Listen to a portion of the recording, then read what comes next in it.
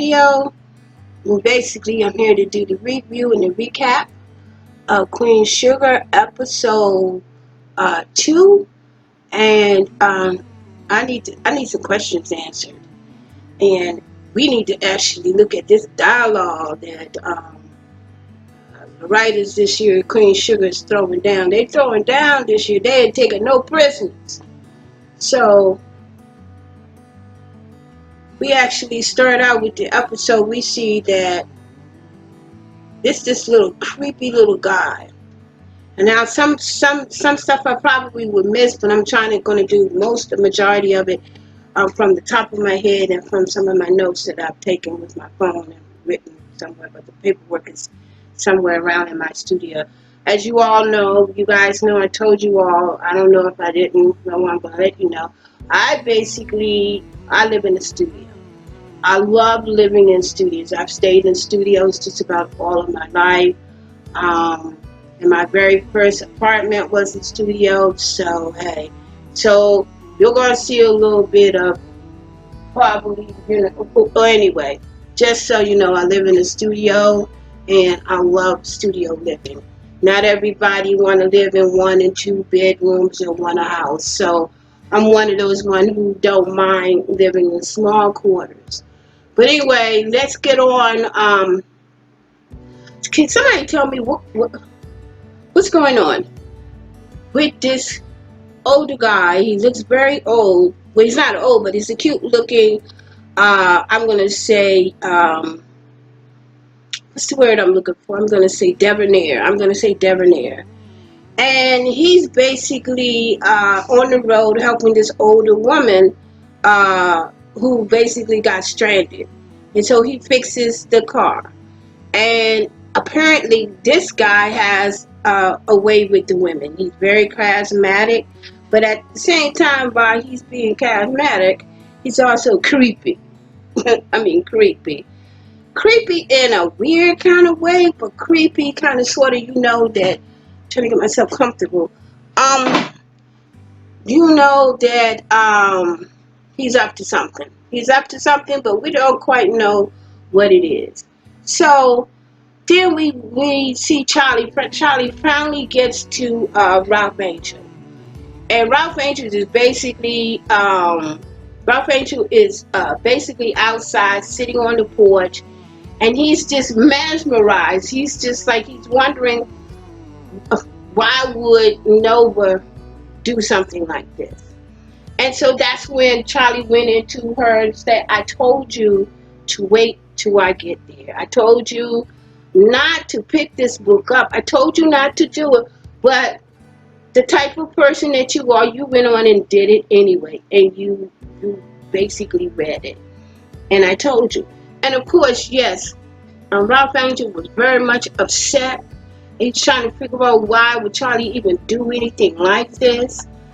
And I had no idea. I had to look at this 2 or 3 times to kind of sort of remember some of it and to I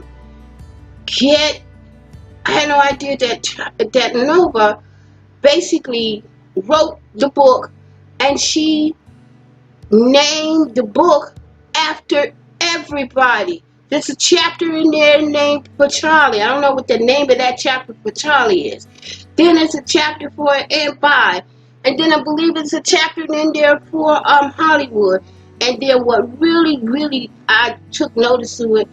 And then I think that a blues chapter was Blues Secret or something like that. I'm not quite sure. I could be wrong.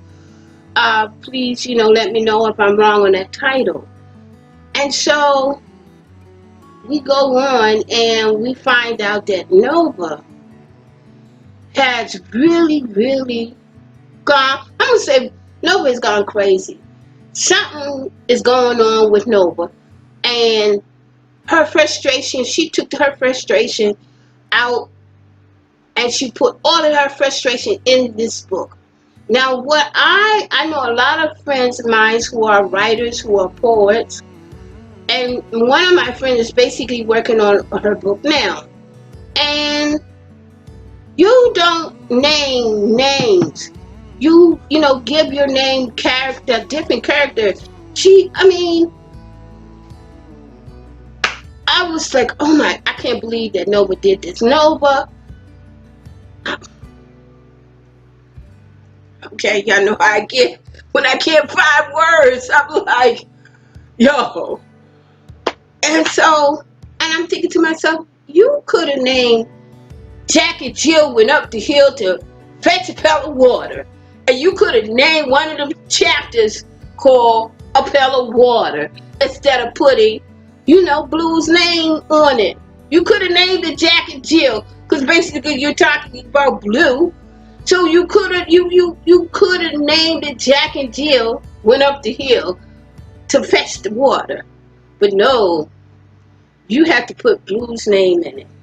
Not only did you do that, you basically disintegrated all of the hard work that basically Ralph Angel has done over the last 3 years, because we can see the development of the character of Ralph Angel, of what he has, the strides that he's basically made. We can see the development. The writer's really been working on developing his character, making sure that he, thrives. And Ralph Angel is basically just sitting there with Charlie, and you can see he doesn't have any words. I really don't even have words. I can't even believe that she would even do stuff like this. So we go on, and Charlie tells Ralph Angel, say, don't worry about it, baby. I got you. I got your back. I got you.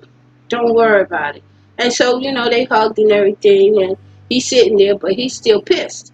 He's pissed and all get out, and he, rightfully so, he's pissed.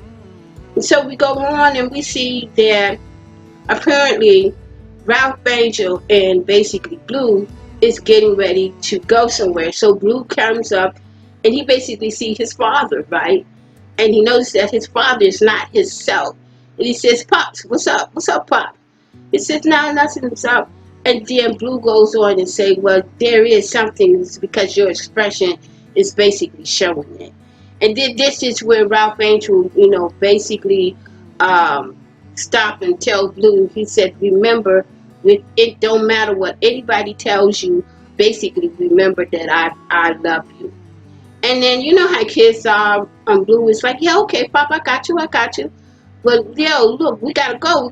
So apparently, Ralph Angel and Blue is basically going somewhere. We don't know exactly, but we'll find out a little bit more. So as we go on with the episode, we see that Nova. Now Nova is basically in her apartment, and she's basically getting ready for whatever's going on, because you see a bunch of piled up books, and then with the piled up books you see these 2 photographs that's beside the book, and the books are hard copies. So apparently this is her book. Her book has basically gone through press, and she has advanced hard copies. And so we hear this knock on the door, and she's thinking that it's the young lady, but actually in reality it's actually Ralph Angel. Ralph Angel basically comes in the door, and he basically has the book in the manuscript in his hand, and he's like, how could you? Why would you? Why would you even write about Blue? What is the hell going on with you? Why would you do it? Why would you even mention the fact that Blue is not mine? You knew that basically you went with me when I took the test, when I went to take the test to see whether or not a Blue was mine, and you basically was with me, and I was thinking that you was there for support. But no, you know how Ralph Angel get. No, you was basically there to gather up information for your book. And then Nova goes on and try to let Ralph Angel know, well, you're not the only one who basically raised children that are basically, that not yours. And this is when Ralph Angel, he went ballistic. He said, And then she had the nerve enough to say, well, if you want me to go with you and basically sit down with you and Blue, and I could help you, explain to Blue, the fact that you're not a father. That's when he went off again. And he's rightfully so. He should have went off on her. He should have went off on her ass. He should have went off on her because, to make a long story short, what Nova basically did, she basically crossed, she crossed all boundaries. She did shit, she did stuff that basically she really shouldn't have done. And I'm trying to figure out by the life of me why she's even doing this. I mean, yeah, your, what did you call it, your memoirs? Well, you could have wrote your memoirs, but you could have left your family out of your memoirs. The memoirs are supposed to be about your experience, not your family experience, right? Now, am I right? Your experience. That's what memoirs are. Your experience, not other people's experience.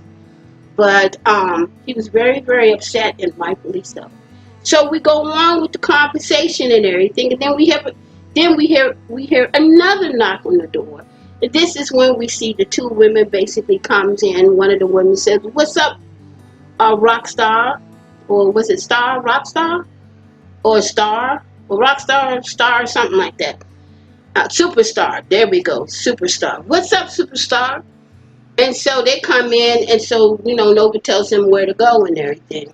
And then this is when, this is Ralph Andrews basically went on and told Nova, "Look, you're definitely done. You're definitely done. I don't want you near my son. Don't even sneeze his name. You are no longer allowed to be a part of Blue's life. And yeah, see you later." Ralph Angel look and say, "Yeah, see you later, superstar." And then he basically left out. Now, we go on and we see that Hollywood, no, we go on and we see that Ralph Angel and Blue is at a birthday party. And at the birthday party, remember the young lady that he met in episode 1 is basically there with her daughter. Now, they have some beautiful names, and I don't want to screw up the names. I wrote them down, but but anyway, we see that they're there to, do birthday party. So this is when these two, actually, when the kids get together and they go on about themselves. This is when the adults get together. And so the young lady asked Ralph Angel, we have about 4 hours by ourselves. This is the time we can kind of chill out. So do you really want to go somewhere or anything like that? And so Ralph Angel says, yeah, let's go to the mall. And so basically this is when we get to find out a little bit more about this young lady that Ralph Angel has an interest in. And apparently it seems that this young lady, I don't know her name, but by the time the series ends, I will know her name. So by the time the series ends, we find out that she's a prosecutor. And Ralph Angel, I don't know if he got kind of nervous, but he kind of sort of backed out. And then this is when the lady said, "You're afraid of people, women who are a little bit more powerful or whatever." And then basically, no, Ralph Angel says no. And then we go on and we find out that her father is basically, she grew up on the farm, and we talked a little bit more about her. So we know that she's a prosecutor. We know that she has a daughter, and we also know that she's single. And so this is when we see Ralph Angel, they, walk a little bit more in the mall. And then this is when we find out that Ralph Angel basically never been, not gonna say he never been inside of the mall, but he's actually never had a massage. So we go on and she tells Ralph Angel to basically, loosen up, relax, let the chair do what it do. I like the language, do what it do. And so Then this is when we go on and we find out that Ralph Angel basically likes her. And so he asked her about them basically being together and coming out again, I guess having another date. And she, she didn't turn it down and she said yes. Okay, no problem. So while Ralph Angel is basically on a date, so was Dollar. Dollar is basically on a date too. Now remember in episode 1, she wanted to exchange the time because she had a date that she needed to kind of chill and hang out with. So we see that this young fellow that basically Dollar is interested in, and the guy is basically is interested in her. We find out that he is a part of the program that basically that she's in, and we find out that he's been sobriety for about 5 years. And so then we go on and we find out that he is really trying to get Dollar to become a sponsor. And so Dollar's basically not sure whether or not if she really want to do that because, there's still some things that's going on with her. And so she tells him, she's not sure if she's ready or anything like that. And so the young fellow basically tells Dollar that, well, it took him a minute, it took him a moment to basically get to where he is, but eventually he eventually got there.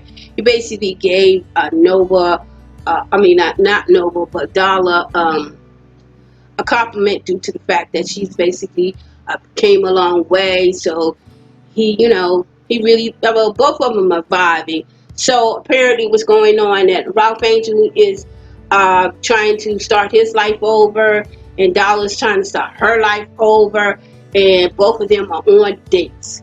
They're on dates. Lou is a kind of sorta on a play date, and so everybody's kind of chilling and hanging and everything, right? Chilling and hanging, right? And so this is when we see Charlie. Basically, we see Charlie with Romero, right? I'm kind of feeling Romero. Romero is kind of chill. I like his vibe. He's kind of swag. I like his swag. I like the way he handles himself. And he's basically, in my mind, he's a calm and storm. He's a chill. He's a calm storm, the quiet storm. And so him and Charlie is basically sitting there, and the phone is blowing up. Nova is basically blowing the phone up, and she's not really paying any attention, and Romero is kind of getting kind of aggravated with the fact that Charlie basically won't answer the phone. And so Charlie goes on and explains to Romero what she's basically trying to do, and she also tells Romero that she wants him to basically read the book so he won't be surprised to find out what type of person that her sister is describing who she is. And this is why I said I like he's like real chill. He's like a yin and yang and all that kind of energy that's really flowing around and kind of like get you to relax. And Charlie better watch it because the type of she might wind up pregnant with him. But anyway, that's just my view. So but anyway, so he gets her to tell her that I really don't want to read your book. I really don't want to know about what went on and the type of person that basically you were. Now, remember on episode 1, Romero said something, and this is like the second time that he's basically said something that's towards the type of person that he is, because Charlie said, well, is there something, he said something, I'm not quite sure, but he says, is there something that you haven't told me yet? Y'all have to excuse me, my feet I feel like they're falling asleep, right? So is there something that basically you really haven't told me? And I think there is something, and I think as the season goes along, we basically will find out, what really it is. I think that Romero does have a hidden past somewhere, but we're not quite sure yet. And so Romero tells Charlie, he says to her, he says, I really don't think that you need to try to basically stop this book. In some way, I kind of agree with him. I kind of agree. I don't think that she should basically try, Charlie should basically try to control and stop this book.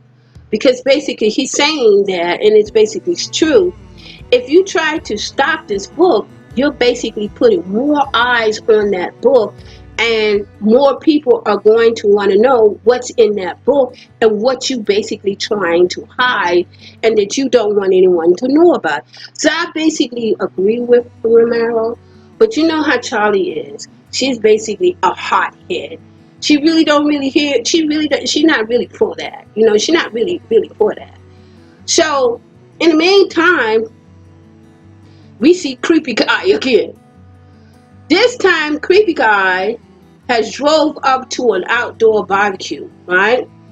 And the young lady is basically selling barbecues, and of course, you know what I say, he's very charismatic with his, you know, how he talks to women and everything. And basically, you know, she has a conversation, they have a conversation, and then he basically briefly tells the young woman that he's basically here to check on a friend who's basically opened up a restaurant. And I'm saying, what's going on? What is going on? But anyway, so we find out that he's there to see someone who's opening a restaurant. So I'm thinking to myself, creepy guy. What up? So we go on. And so we go on, and then we see Charlie, Hollywood, and Ralph Angel. And then this is when we see Charlie telling Ralph Angel, I basically told you not to basically go over to Nova, and now Nova will probably know what we're basically about to do, because I wanted to do the element of surprise, and now she's going to be like on alert. She's on alert, high alert. She got her flags up. And so then this is when Charlie asks, you know, Hollywood, she says, well, does Aunt Vibe basically have Aunt Vibe read about the book? And how are we going to deal with it? Should she basically read the book?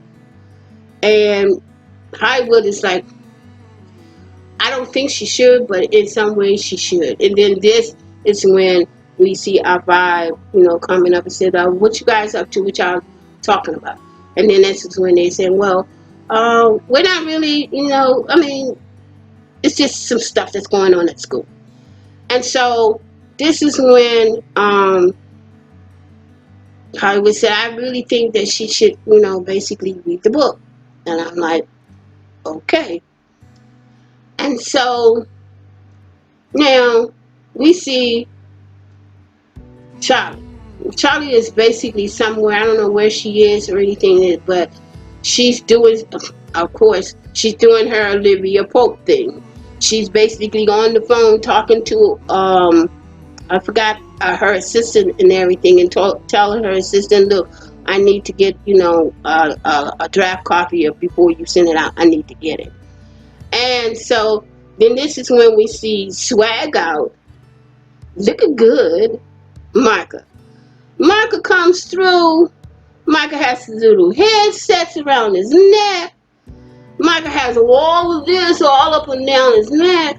And then he has his little sweeping little mini dreads hanging down on the side. Micah is looking good. He's swag. He's really swag. And so Charlie was kind of like taken for a surprise when she saw that look on him. Now you could tell that she really wasn't too thrilled about that look. And so we go on and we hear the conversation, and Charlie is like, well, what's up? And then Micah says, well, you know, I just decided I kind of sort of wanted to do a different look. There's no difference to it. It's just that I just bought me some clothes, you know, just did my hair.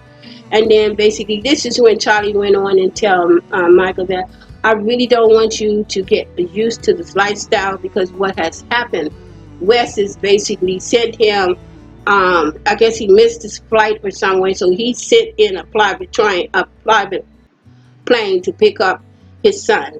And so this is when So I said, I don't really want you to get used to this lifestyle or anything like that. In the meantime, we see these two little white little girls talking about, hey, can I get a selfie? Can I get a selfie?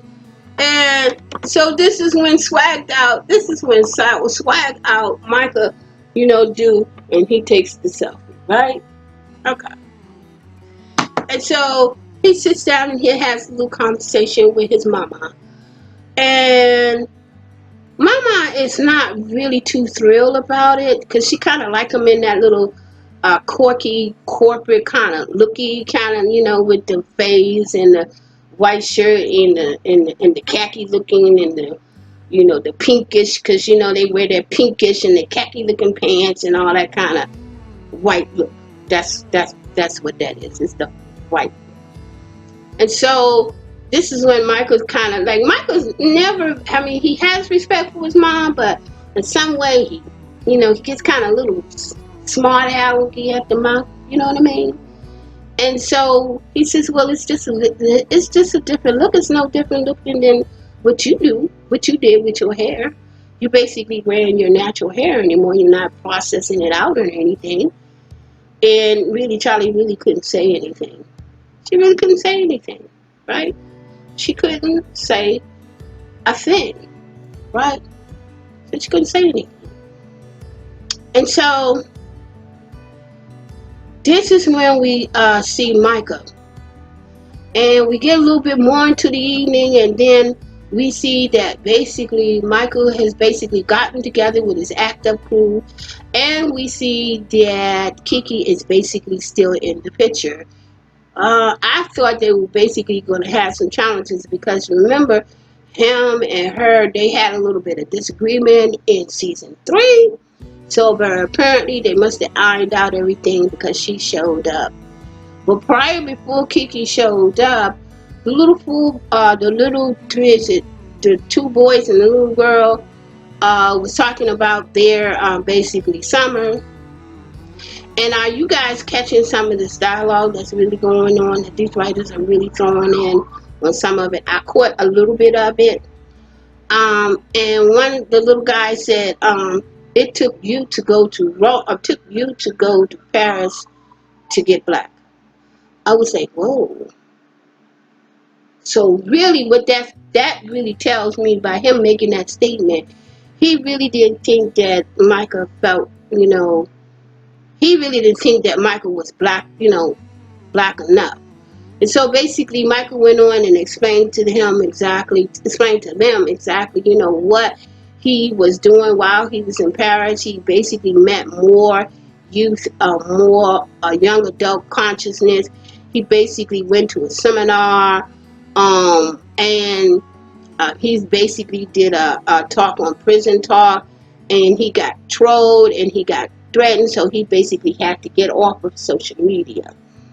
While he got off of social media, I'm thinking to myself, yeah, he is woke, he is conscious, he's wearing a little bit more swaggy clothes, but I think in the long run, I'm not quite sure. So we go on and we see that Kiki and Michael is basically chilling out, the evening. And this is when we see a little conservative white boy coming up to him with his little collar flipped up. You know how they do that, the little collar. Only white.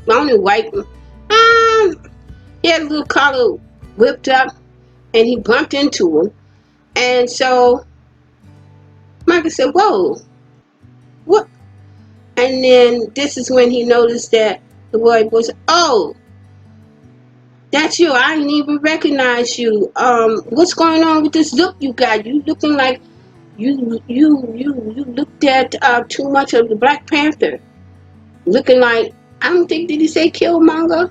Looking like Black Panther. And then this is when the wokeness, the consciousness of the swag out, Micah kind of sort of, oh, what you saying? Repeat that again.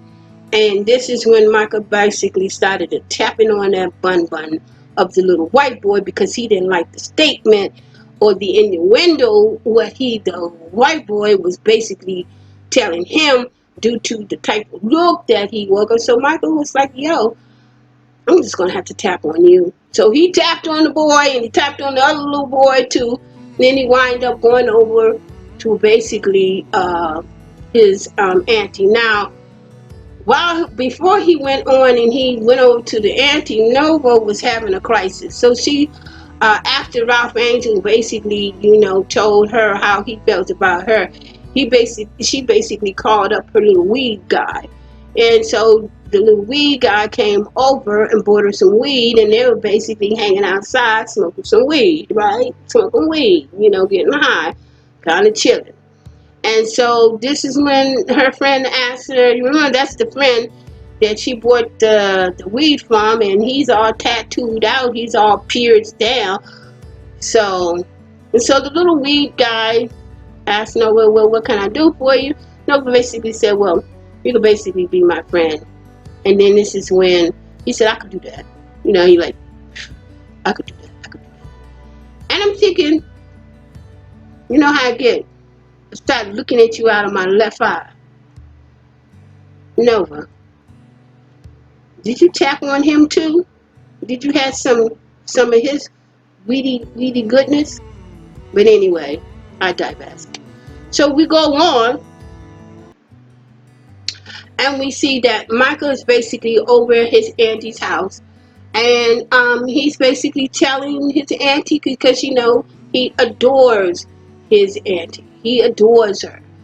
And he basically went on and he told her what happened and how he felt that the guy was disrespecting, and that's just the way black people do to try to first break or infiltrate, the culture, to get you to turn your back on your culture and blah, wait, right? So eventually Michael winds back home, right? Michael winds back home. And this is when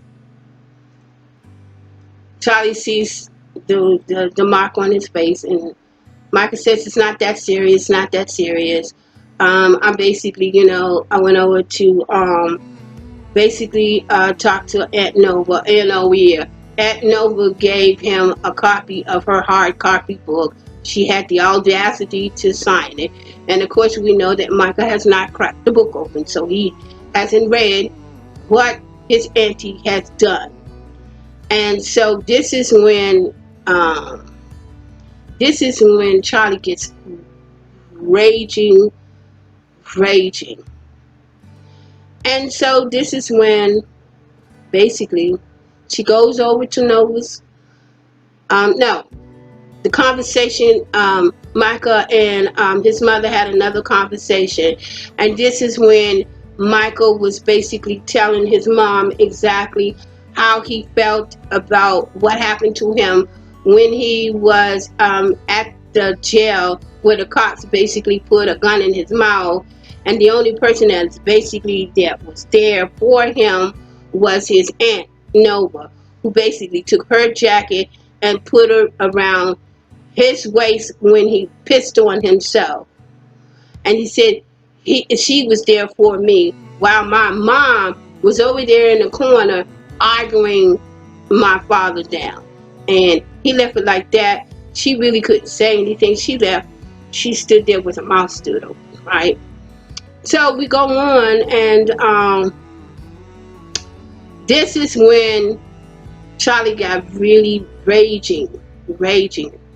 Morello was nowhere around to save this storm, because the storm was coming through, and the storm was coming for Nova, right? Storm was coming for Nova. She took the manuscript on, she knocked on the door, she had the manuscript, she threw the manuscript down and said, okay, I'm here, I'm ready for you. I was like, oh hell, what's going on? Y'all getting ready to blow the blow? Whoa. No, this is when Charlie had, that's why I said the writers, that dialogue, that writing, I ain't even going to try, and I ain't even going to attempt some of the things that they were talking about, but to kind of make the long story short and make it short and sweet so everybody can understand it. Charlie said basically, you have a problem with my color of my skin, you don't like me and you think I'm coming from privilege with the other part of my skin, and so forth and so on. And so Nova says, no, that's not the case.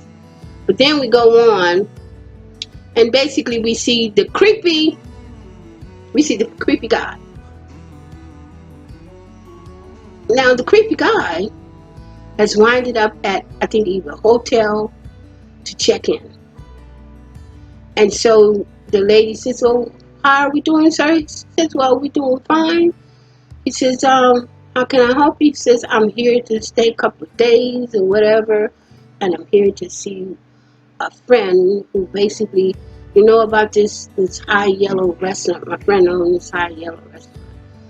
And so that's when we go on and we find out that he finds out that the high yellow restaurant is no longer a high yellow. It's called Five's Pies Restaurant. And so the creepy little guy is here for a mission and a purpose. And the intent is to mess with Vi. So this is when we find out that the creepy person that's been creeping across the continent is Jimmy Dale. Jimmy Dale. And while we find out that it's Jimmy Dale, we also see that M5 decided to pull out this book and begin to read her section with her name on the book. And that was the end. Now, this review is kind of like a little bit more, but I just wanted to make sure I tapped everything that I could. I don't know with Nova. I can't even find words for her. Nova's lost her effing mind. That's basically what it is. She's lost her mind. I mean, she's gone. She's gone. She's lost her mind.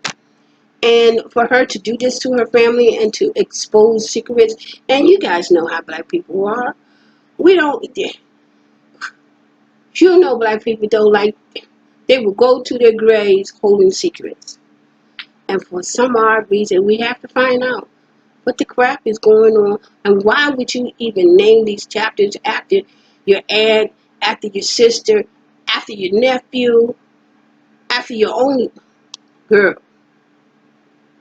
Till the next time, peace. Till the next. Y'all know the click subscribe, become a member, no, become a subscriber, hit the notification, and chill out, and here I come. Subscribe. I really need you all support. So hey, share it and become a member. A subscriber. To the next video, you know, peace and love is for everyone. Peace. I'm out.